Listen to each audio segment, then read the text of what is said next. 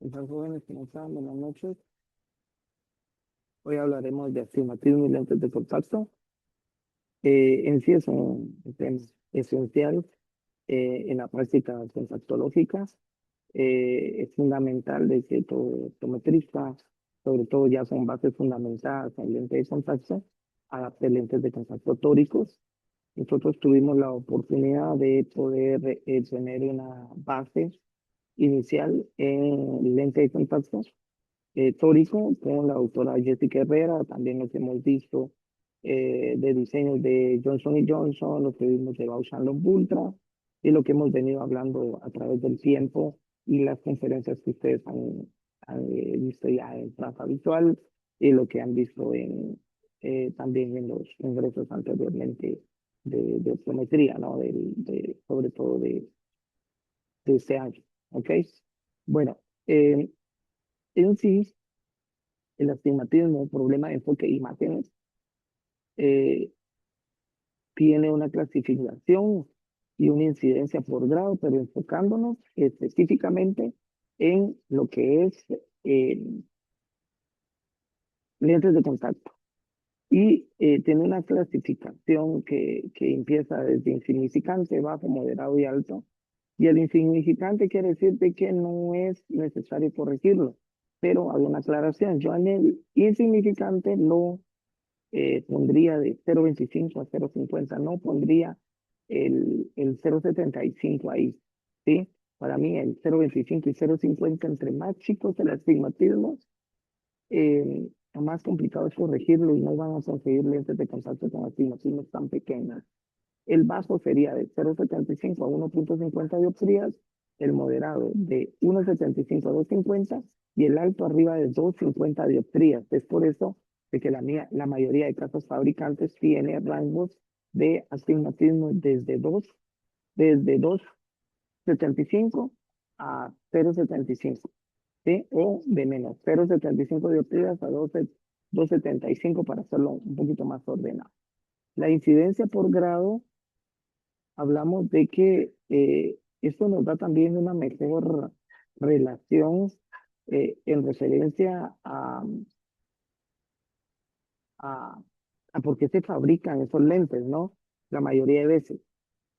Cuando son astigmatismos menores de 0,50 o hasta 0,50, nos indican en el estudio en 1986 y en 1962 que la incidencia iba del 53,6% al 66,6% de muchas personas que tenían ese astigmatismo chiquitito, ¿no? Sin embargo, los astigmatismos que más vamos a nosotros a adaptar en lentes de contacto tóricos van de 0,75 hasta 3 dioptrías. Y estos tienen un porcentaje un poquito más fuerte, como lo pueden ver ahí, ¿sí? De un 29,4% a un 17,7%, eh, respectivamente de 1986 a 1962. Y el estudio también de 1,10 dioptrías a 3 dioptrías, de un 15% que había pasado de un 13,6% en 1962. Y astigmatismos altos, que también es muy importante aquí nuevamente recapitular, de 3 a 4,50 dioptrías, solamente de 1,3 y 2,1%. Ok. Entonces, ¿qué quiere decir?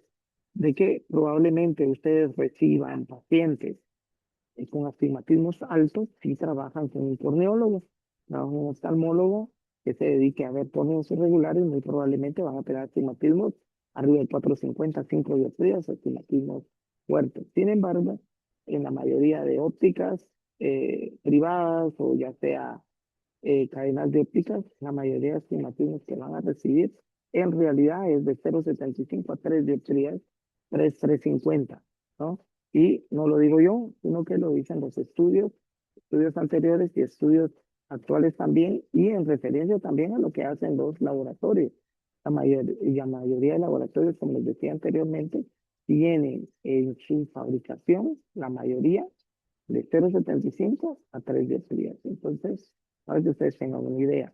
Ahora bien, sí existen lentes de contacto extra rango que llegan hasta 6 dioptrías, algunos que llegan a 8 dioptrías y algunos personalizados que llegan hasta 10 dioptrías en cilindros, y esferas hasta más 30 o menos 30 en el caso de miopía. ¿Ok? Digamos.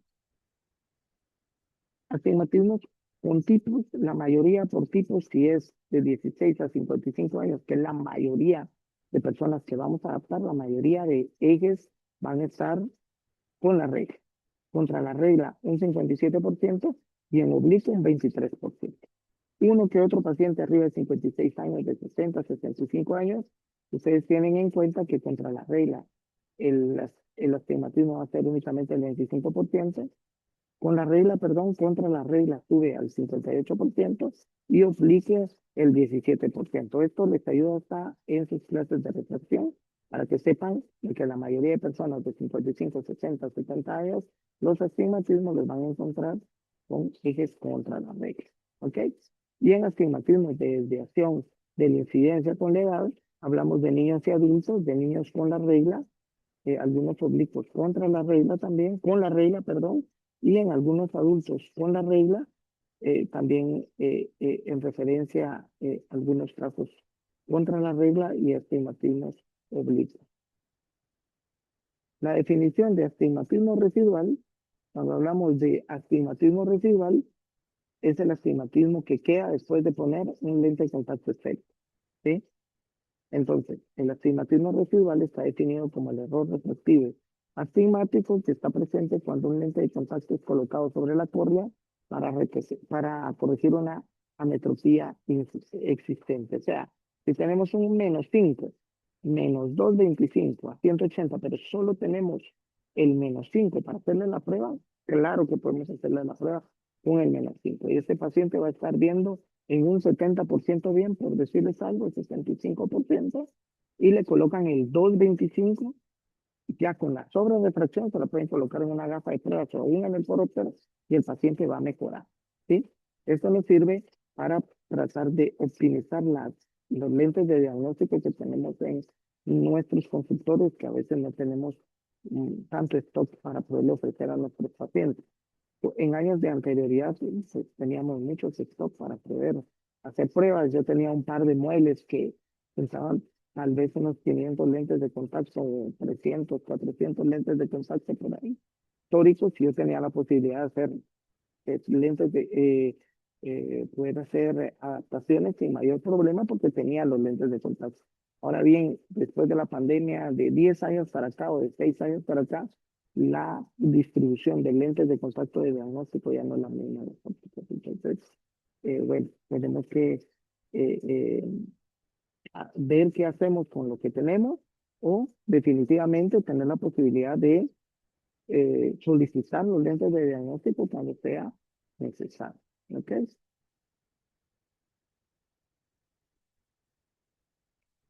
¿Ok?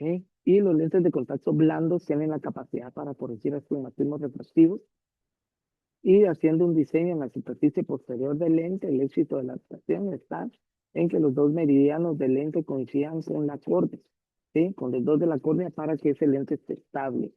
Para lograr ese propósito se deben de hacer por la cara anterior un lente de diseño que permita que se estabilice, es decir, que no rote, porque si rota demasiado la visión se va perdiendo, ¿sí? Arriba de 15, 30 grados la visión se pierde más de la mitad. Entonces tenemos que evaluar bien esa situación. ¿En quiénes usamos lentes de contacto blando tóricos? Bueno, usamos en pacientes que eran incapaces o renuentes a usar gas permeable. La palabra blando da la promesa de un producto ampliamente aceptable. El lente de contacto blando domina el mercado mundial de los lentes de contacto. Se fabricó con tecnología para corregir el astigmatismo, con un sistema de estabilización para que el lente quede apto para la corrección que ustedes decidan. Y por su naturaleza, los lentes de contacto blando se amoldan a la superficie de la córnea y eso ustedes lo pueden ver cuando se ponen un lente de contacto, cómo está la forma de ponérselo y cómo sale el lente de contacto al quitárselo. La forma va a ser distinta. ¿Okay? Algunas consideraciones importantes en lentes de contacto blandos tóricos es de que van a tener diferentes poderes en los dos meridianos perpendiculares, que era los que les comentaba al inicio. tienen diferentes métodos y diseños de estabilización, o sea, diferente tecnología para saber cómo voy a estabilizar un lente de contacto dentro del ojo de un paciente con astigmatismo. ¿Sí? Esto va ayudado con la gravedad también para que el lente se mantenga en su sitio y aparte el método de estabilización específico. Ahora bien, para mantener la fisiología del ojo adecuadamente en el lente debe de moverse, ¿no? Cumplir con los requerimientos de movimiento mínimo haciendo un push-up tester mientras se mantiene una particular orientación.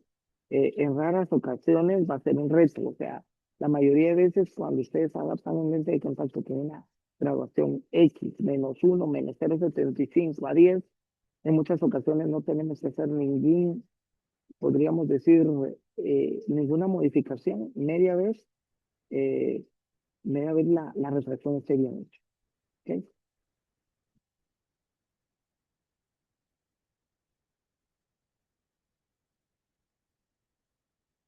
Ok.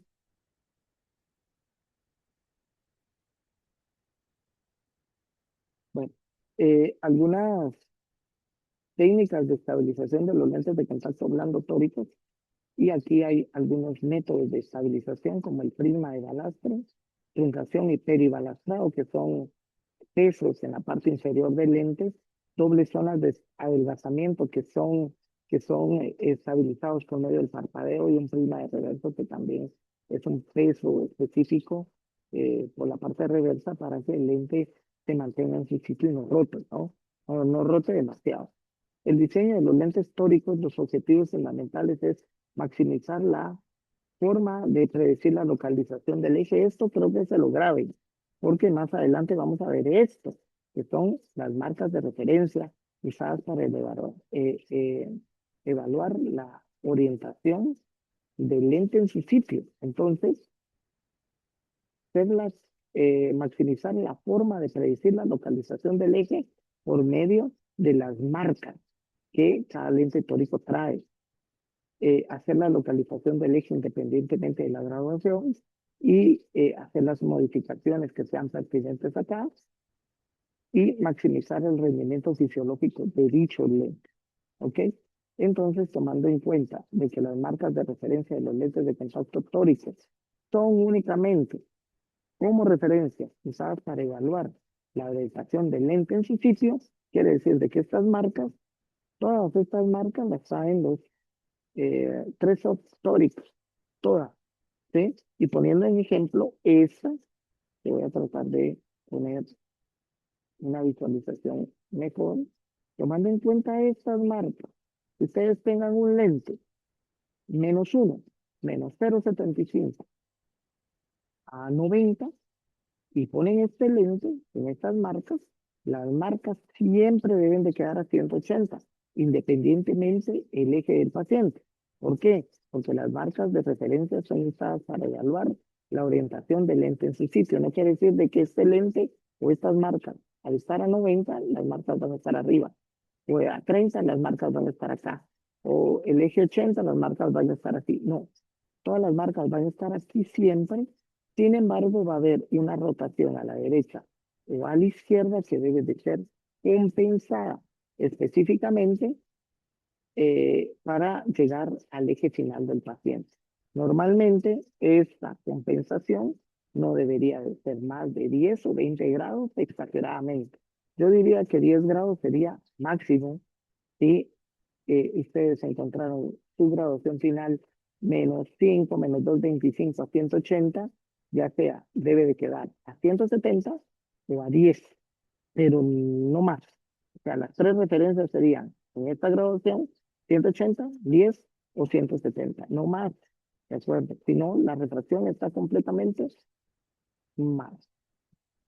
Y acá, algo importante de poder mencionar, que hablamos de el criterio de adaptación para lentes históricos, hay un compromiso visual por el astigmatismo residual que hay que corregir, entonces hay que poner tórico, una agudeza visual insatisfactoria con la mejor espera, ¿qué quiere decir? Que no se está corrigiendo el astigmatismo, hay que ponerlo, baja relación esfera-cilindros, o sea, que eh, al final es una condicionante en la cual hay que poner lente tórico, Y, por ejemplo, una baja relación esfera-cilindro puede ser un -1,25 -1,25 por 20 grados o a 20 grados. O sea, ¿qué quiere decir?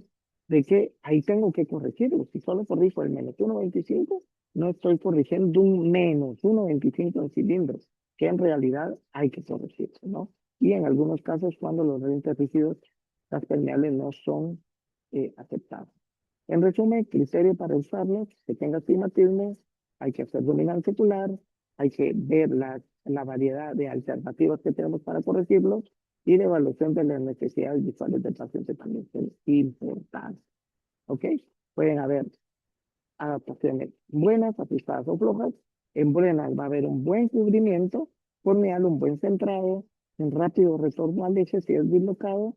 Sin embargo, cuando está apretado, hay un buen centrado inicialmente, pero después es poco confortable. Hay movimiento poco también y lento retorno al eje si es dislocado. Y el paciente en realidad siente los lentes muy molestos al tenerlos varias veces. Y cuando hay una adaptación floja, es inexcesivo movimiento, muchas veces el paciente parpadea de lentes totales, pobre centrado incómodo, y la orientación del lente es inestable e inconsistente, perdón. Y los lentes de contacto, los métodos de adaptación, vamos a usar varios, siempre seguidos con un protocolo específico en los cuales vamos a decirle al paciente cómo usarlos, vamos a tener la graduación específica y las pruebas específicas también para hacerlo, ¿no? O sea, lentes de prueba esféricos especiales de diseño tórico son lentes de contacto que todos vienen esféricos, pero vienen con un poquito de astigmatismo, 0,60, por ejemplo, y con un eje específico para poder hacer diferentes pruebas en lentes de contacto tórico, ¿no? Al final, ahí vamos a tener una sobrerefracción esferocilíndrica y vamos a compensar la orientación del lente.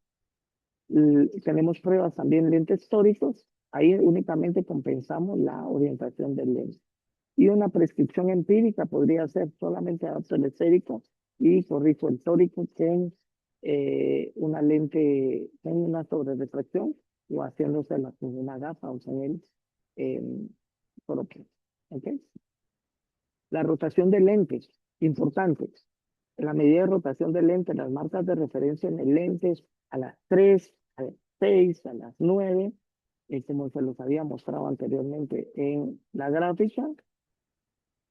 Las marcas son solo de referencia de medida a la rotación. Vuelvo y repito. Las marcas son de referencia, son usadas para evaluar el lente de orientación en su sitio. Y aquí mismo lo repetimos otra vez. Las marcas de lente son solo para referencia, no es de que roten en referencia como está el eje. ¿Ok? La medida de rotación hacemos en una angosta, en la hendidura, un cilindro en la gafa y en la montura de prueba, una escala transportadora en el vesículo ocular para ver cuánto rotó y estima el grado de rotación del lente para poder dejar el lente cilindro. ¿Ok? Y acá lo vemos. Por ejemplo, este debería estar a las 13 y a las 9. ¿Sí? Hay formas de evaluarse. Es con las agujas del reloj para arriba, en contra de las agujas del reloj hacia abajo. Entonces, en teoría, hay que bajarlo. ¿Sí? Estas calculo yo de que están bien y que están a las 6. Entonces, no hay que tocarlos tanto. Sin embargo, aquí nos dice, lentes tóricos, compensación de rotación del lente. Por ejemplo, aquí tenemos un -3, -2,75 a 180 y rotó en contra de las agujas del reloj a 180 está lente. Entonces, si está en el horario, o sea, a favor de las agujas del reloj, debo de sumar. Este ya no me queda a 180, sino que me queda a 10 grados. Y si fuera antihorario, lo debería de restar. En lugar de quedar 180, quedaría 170. El eje del cilindro final, al ser prescrito, está determinado por la compensación del eje de la RX ocular para el comportamiento rotacional del lente de fuerza. ¿Ok?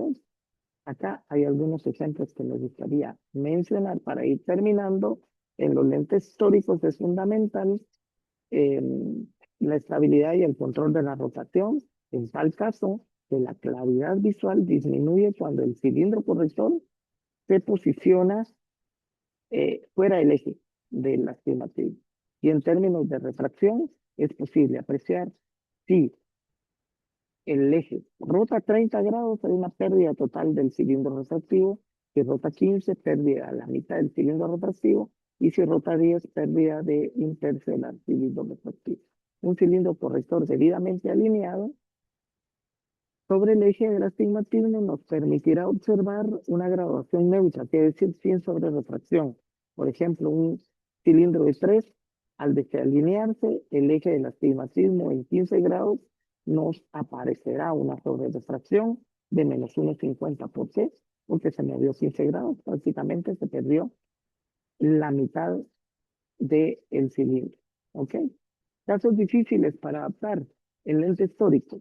Componentes esféricos básicos, es decir, un menos 0,25, un menos 5 a 180 grados, o un más 25 menos 4,75 a eje 10. O sea, componentes esféricos bajos y astigmatismo altos. Cilindros oblicuos, eje 30, eje 20, eje 35, eje 45, son a disponibilidad del proveedor. Entonces, démonos cuenta qué disponibilidad tiene el proveedor para poder cumplir con estos cilindros. Y cilindros altos, puros, ¿sí? O cilindros altos, en teoría, arriba de 5 o 6 dioptrías, siempre son casos complicados, aunque hay ya lentes con cilindros elevados para compensar, ¿ok? Y por terminar, 5 puntos claves. Esta es un Zoom que me pareció interesante de un doctor eh, de República Dominicana que nos estaba dando algunos consejos de cómo adaptar lentes históricos. Y bueno, nos indica que observar a detenimiento los poderes de los meridianos principales y recalcular el poder para lentes de contacto si es necesario, obtener la nueva receta final y ubicar los stocks disponibles del producto si esa receta existe. Hay que aproximarlas, em, recomendando siempre aproximar, aproximarse más al valor más cercano que tengamos para evitar una implicación sensorial mayor, tener en cuenta las condiciones de hacer las pruebas de estabilidad solamente y advertirlo al paciente en caso de no disponer del lente de la receta final y calcular, o sea, la comunicación con el paciente debe ser definitivamente importante. Observar en lámpara hendidura la estabilización, centraje, precisión y movimiento del ojo es mejor con movimientos de ojos, cabeza y cuello, etcétera. Todo esto explicarlo y bueno, la diferencia de lente de contacto a gafas también explicarlo, ¿no? Eso está en este compendio. Y hacer las modificaciones correspondientes del eje de la receta final solo en caso de que de una estabilización espera. Entonces, toda esa situación hay que tomarlo en cuenta. Les di una introducción del lente histórico. Ya la próxima semana tendremos nuestra clase completamente nueva. Así que tengan una feliz tarde.